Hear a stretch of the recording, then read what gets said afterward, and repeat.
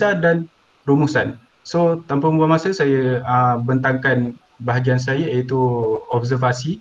So observasi bermaksud um,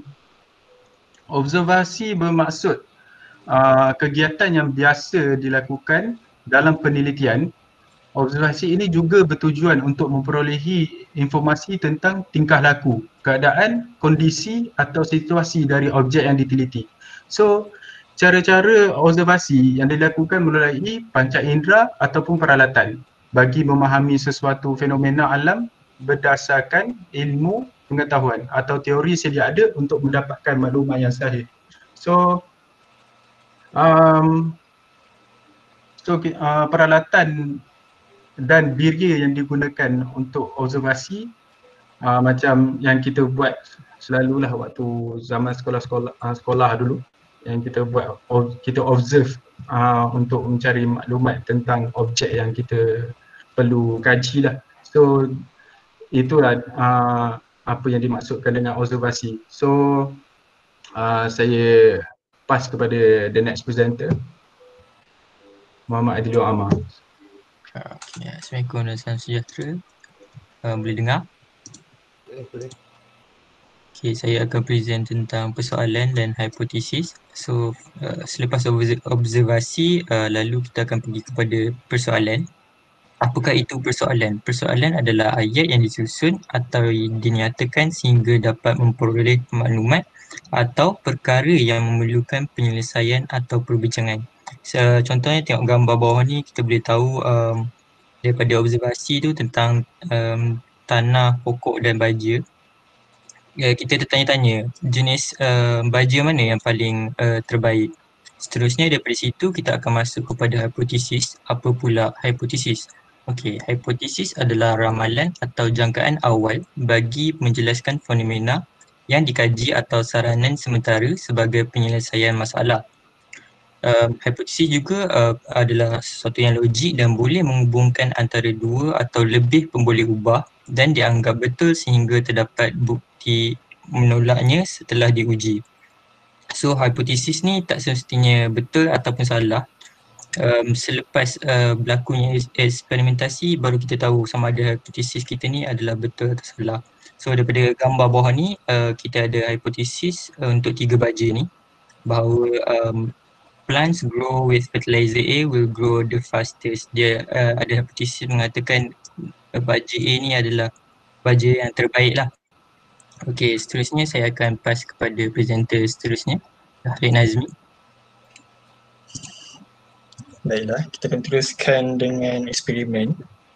Eksperimen merupakan ujian yang dirancang untuk menilai hipotesis bagi membuat penemuan sains atau teori bagi mempermainkan fakta. Oleh itu, eksperimen mengemukakan 3 jenis, iaitu eksperimen semula jadi, eksperimen terkawal, eksperimen lapangan. Eksperimen semula jadi merupakan eksperimen kuasi. Eksperimen semula jadi melibatkan pembuatan atau ramalan untuk membentuk hipotesis dan kemudian mengumpulkan data dengan memerhatikan sistem. Oleh itu, ia boleh mengeluarkan pemboleh ubah adalah tidak terkawal dalam eksperimen semula jadi. Bagi eksperimen terkawal, ia merupakan eksperimen yang terkawal walaupun melakukan eksperimen yang terkawal di luar persekitaran makmal. Untuk membandingkan kumpulan eksperimen dengan kawalan kumpulan. Seterusnya ialah eksperimen lapangan. Eksperimen lapangan mungkin merupakan eksperimen semula jadi atau eksperimen terkawal. Ia berlaku di persekitaran dunia nyata dan bukannya dalam keadaan makmal. Sebagai contoh, eksperimen yang melibatkan haiwan di habitat semula jadi akan menjadi eksperimen lapangan. Oleh itu, kaedah eksperimen iaitu pertama, mengumpul maklumat, membuat observasi dan mengeluarkan persoalan. Kemudian dapat merumuskan hipotesis. Seterusnya, merancang eksperimen and then menjalankan eksperimen. Yang kelima, iaitu hasil yang diharapkan daripada eksperimen tersebut dan melakukan perbandingan ujian. Yang ketujuh ialah observasi keputusan. Yang ke-8 iaitu jika keputusan yang mengikut konklusinya, jika tidak mendapatkan hasil, ia perlu patah balik untuk menjalankan eksperimen semula, iaitu daripada nombor 4, menjalankan eksperimen. Kemudian ialah menjalankan laporan dan menentukan hipotesis. Akhir sekali ialah melakukan eksperimen tambahan berdasarkan hipotesis yang terpilih daripada eksperimen tersebut. Baik, sesaja daripada eksperimen. Saya teruskan kepada bentang seterusnya. Okey, Assalamualaikum. Saya akan sambung. Dalam bahasa mudah pasal analisa ni selepas eksperimen adalah proses memeriksa, membersih, mengubah dan model data dengan tujuan mencari maklumat yang berguna, memberitahu kesimpulan serta menyokong membuat keputusan berdasarkan eksperimen. Jadi analisa ni terbagi kepada 3, iaitu analisa deskriptif, merupakan analisa yang bertulis atau dalam bentuk laporan. Analisa komparatif adalah analisa yang membandingkan pemboleh ubah dan hasil, dan analisa asosiatif yang menggabungkan dan mengaitkan antara satu sama lain. Dan selepas analisa ni dibuat, rumusan boleh dibuat daripada situlah. Jadi saya akan teruskan kepada pembentang seterusnya untuk rumusan. Rumusan adalah jawapan terakhir dan konklusi kepada subjek yang diberikan dengan menggunakan skala metod saintifik mengikut observasi, persoalan, hipotesis, eksperimen dengan analisa. Dengan ini rumusan boleh menceritakan segala metod dengan secara keseluruhan dengan mengikut yang gambar ini. Hypothesis was proven correct. So itu saja daripada saya. Okey, terima kasih grup yang ke-6. Okay, analisa tu tukar analisis sekarang. Analisa tu dia bahasa lama. Sekarang kita pakai analisis. Okey, itu saja. Okey. Okey, slide okey, cantik. Okey, terima kasih grup yang ke-6. Grup ke-7.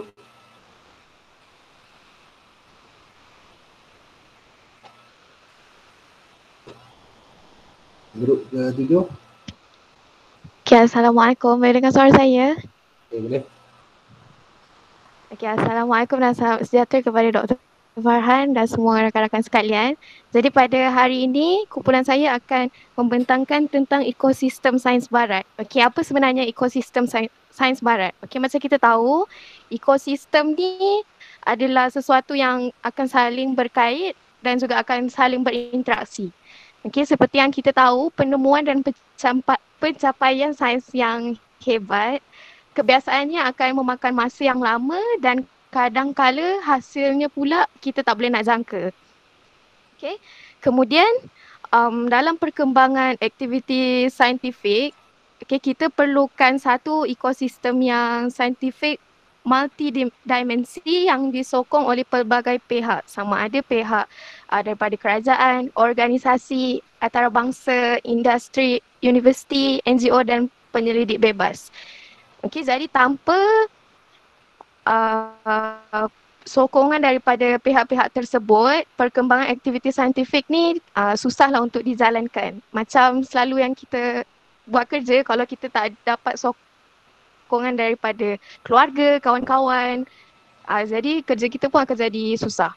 Okay, kemudian sokongan juga termasuklah daripada segi pendidikan, infrastruktur, polisi, dana, penerbitan dan sebagainya.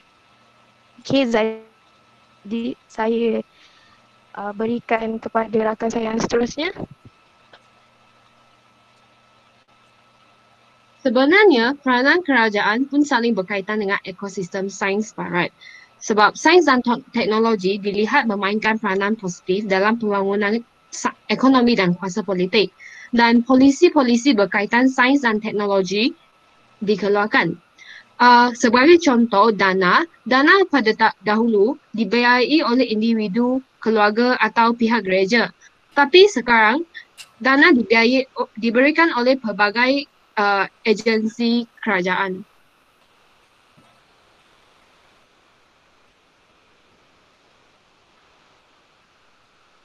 Okay.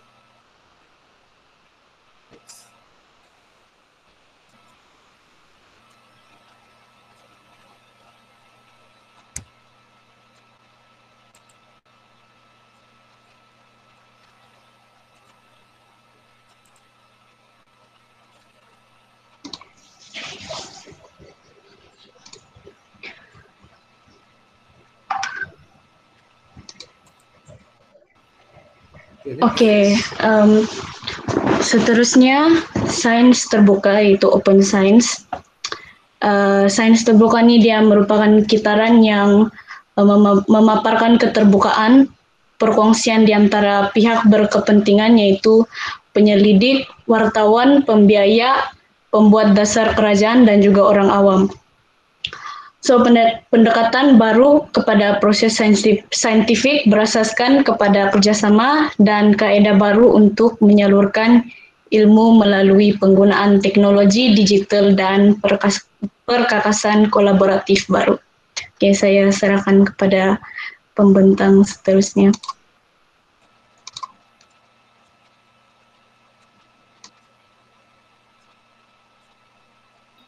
Yang seterusnya ialah sains khalifah. So, sains khalifah adalah amalan pendekatan dan evaluasi masyarakat dalam aktiviti penyelidikan saintifik bagi tujuan meningkatkan ilmu-ilmu saintifik. So, inilah daripada grup kita pada hari ini. Okey. Terima kasih terima kasih grup ke-7. Okey. Nanti kena tambah sikit rasanya, kena tambah rumusan sikit. Jadi baru kita nampak macam mana tu relate. Kena tambah sikit rumusan kat bahagian tepi ni kot. Okey, terima kasih grup ke-7. Grup ke-8. Okey, seminit. Ya, Assalamualaikum dan selamat sejahtera doktor dan rakan-rakan. Saya daripada grup 8 yang terdiri daripada 4 orang iaitu Nur Farah Tasnim, saya Muhammad Al-Amin, dan Muhammad Irfat dan juga Muhammad Rafiq. Okey, dekat sini terdapat 3 orang falsafah barat, tokoh sains barat. Iaitu orang pertama ialah René Descartes, father of modern philosophy, rationalism dan skepticism. Pendokong falsafah mekanisme fenomena alam boleh dan harus dijelaskan dengan merujuk kepada hukum jirin dan gerakan. Semua haiwan kecuali manusia adalah mesin very complicated automata. Manusia ada roh, oleh itu dia ada kesedaran dan ada kebebasan memilih free will yang membolehkannya untuk jadi baik atau jahat. Cogito ergo sum, I think therefore I am. Saya berfikir, oleh itu saya ada, menunjukkan tentang keupayaan rasional individual. The soul by which I am what I am is absolutely and entirely distinct from the body and can exist without it. Penegasan terhadap dualism akal dan jasad. Tuhan wujud, Tuhan pencipta alam, tetapi peranan Tuhan hanya terbatas kepada proses awal penciptaan alam dan pergerakan partikel-partikel inertia. Selepas itu, Tuhan tidak lagi berperanan secara aktif terhadap alam. Tokoh kedua ialah Auguste Comte, father of positive philosophy, positivism. The only valid knowledge is knowledge gained through the scientific method. Theology and metaphysics are earlier imperfect modes of knowledge, and that positive knowledge is based on natural phenomena and their properties and relation as verified by the empirical science. Kebenaran ilmu boleh ditentukan melalui kaedah saintifik, hujah matematik dan juga logik. Akhir sekali ialah tokoh sains iaitu David Hume, Scottish Enlightenment philosopher. Tiada kebenaran mutlak ataupun no absolute truth, tidak ada yang pasti, tidak ada yang boleh diketahui. Sikap skeptis terhadap segala kewujudan di dunia, dari metafizik, Tuhan hingga skeptik terhadap apa yang ada pada diri sendiri, mempengaruhi pemikiran Immanuel Kant, Adam Smith, John Stuart Mill, Bertrand Russell, Karl Popper dan lain-lain. Science is nothing but a set of beliefs shared by the scientific community. Idea beliau adalah reaksi kepada anti-rationalism. Men are not impelled by any reasoning or process of understanding but rather from custom or habit. Custom then is the great guide of human life. Induksi tidak memberikan kita pengetahuan, premis-premis bagi sesuatu argumen induktif tidak akan memberikan alasan untuk menerima sesuatu konklusi sebagai benar, kita tidak bersikap rasional mengenai kepercayaan yang kita pegang. Sekian, terima kasih. Okey, baik. Jadi 3 orang ada puan. Okey, grup ke-9.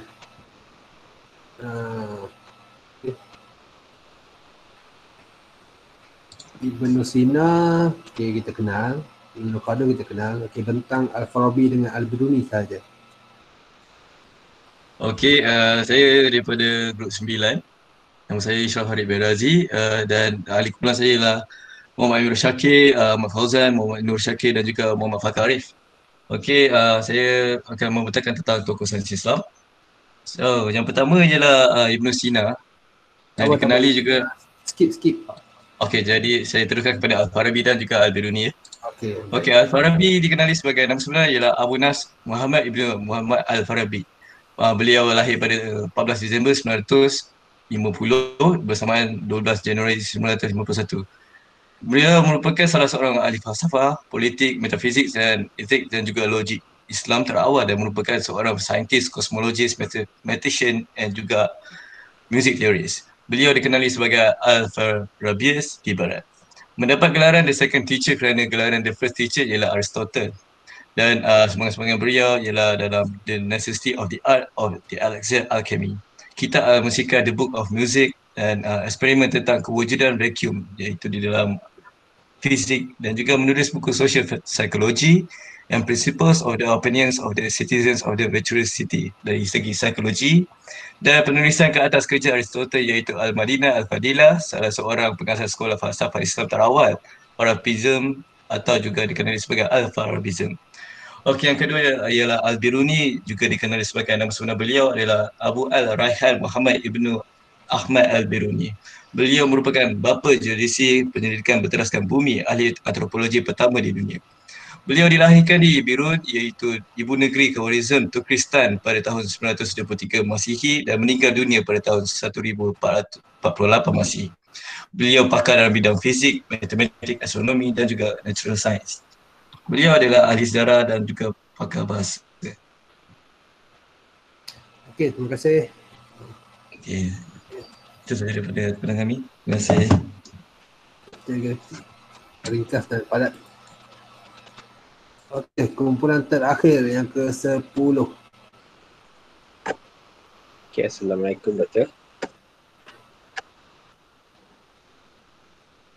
Salam. Okey, kumpulan kami terdiri pada Muhammad Zaufi, saya sendiri Muhammad Faris, Nurul Hilman Afiq dan Amir Harun. Seminit. Apa dia Doktor? Seminit, okey. Ke-10, tokoh sains Yunani. Tokoh sains Yunani pertama adalah Ptolemy, merupakan tokoh bidang astronomi. Beliau mempunyai beberapa risalah tulisan hasil sendiri, iaitu risalah ini sekarang dikenali sebagai Great Science. Kedua adalah fotografi atau desain dan juga Yunani itu. Kedua jadi pastikan lebih dari 30 orang itu dari pada itu bidang perubatan dalam ini kebijakan kebijakan dan sebagainya. Terusnya kemudian yang ketiga lebih berhubung dengan satu air dan graviti. Ia telah dianggap oleh pengajaran matematik sebagai salah satu daripada ahli matematik yang terutama. Sering dipanggil sebagai ahli matematik yang paling terpengaruh mendakwa bahawa Archimedes adalah salah satu daripada 3 ahli matematik yang penting selain pada Isaac Newton dan Ferdinand Einstein. Yang terakhir Pythagoras. Mencipta teorem Pythagoras mempelajari ilmu geometri Mesir, Google dan Babylon. Pada zaman kuno, Pythagoras dikreditkan dengan banyak penemuan matematik dan saintifik, termasuk teori Pythagoras sendiri. 5 pekerjaan biasa, teori kekadaran, identiti bintang pagi dan petang sebagai planet Venus. Dikatakan bahawa dia adalah orang pertama yang menyebut dirinya sebagai ahli falsafah pecinta kebijaksanaan dan bahawa dia adalah orang pertama membahagikan dunia menjadi 5 zodiak. Sekian, itu saja tentang iklan kami, Doktor. Okey, terima kasih. Ada lagi tak? Okey, terima kasih semua. Okey, overall okey, bagus untuk topik yang keempat ni. Kita boleh, kalau ada nak tambah baiki, tambah baik. Okay. Nanti esok saya akan download pada PDF dan saya akan letak dalam e-learning. Okay, baik. Terima kasih atas kehadiran semua dan kerjasama semua. Okay. Lama tak buat present macam ni. Okay, lepas-lepas ni kita boleh buat lagi. Okay, dah pukul 6-7 minit dah. Dah terlebih masa. Okay, tapi semua banyak lagi ada ni. Semua orang ada lagi. Bagus. Okay, jadi tamat kita topik yang keempat. Jadi kita ada topik yang kelima, 6, 7 dan 8. Kita ada 4 topik lagi untuk cover. Okay, tak banyak dah. Dan selain daripada tu, proposal. Kumpulan mana yang dah hantar proposal?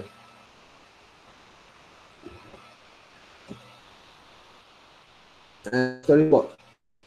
Storyboard. Ada kumpulan yang dah hantar storyboard?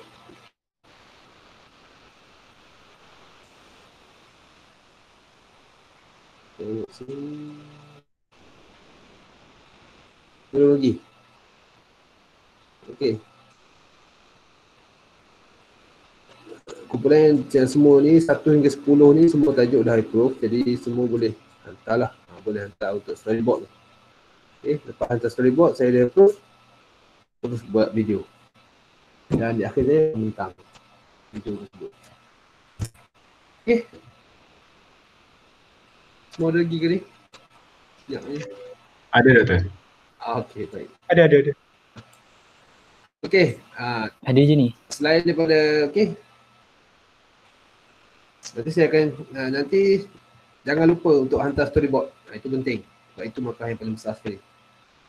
Jangan lupa. InsyaAllah, Doktor. Okey, terima kasih. Kita jumpa pada minggu hadapan dan kita jumpa pada minggu hadapan dan kita tutup majlis dengan tasbih kafarah dan surah Walah. Doktor nak tanya, Doktor? Boleh. Kat e-learning ni dia ada bagi due date activity. Dia cakap kat topik 8 kena hantar ulasan. Topik ke-8. Due date hari ni. Itu salah ke atau memang betul? Topik ke-8 Mana? Ni rumusan daripada ceramah ni. Ya, mana? Ya. Rumusan daripada ceramah. Belum. Ikut by topik. Okey. Nanti dah masuk baru saya akan edit balik. Yang ni daripada yang terdahulu ni. Okey. Saya tak edit by topik lagi. Tengok by topik je. Yang bawah yang tak masuk lagi, biarkan dulu. Okay.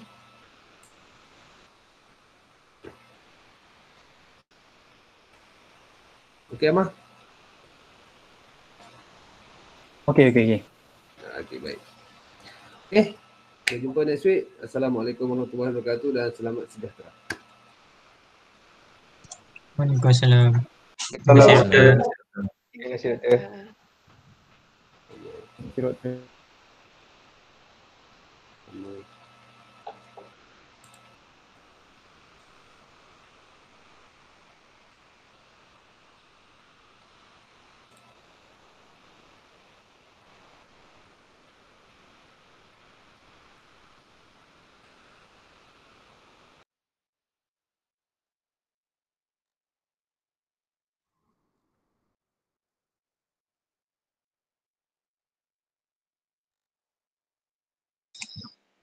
Tahu apa sini? Tanya kat grup guys.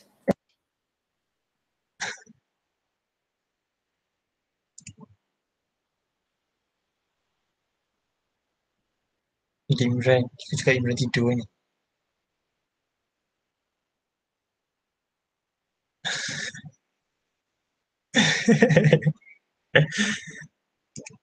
Rak lu.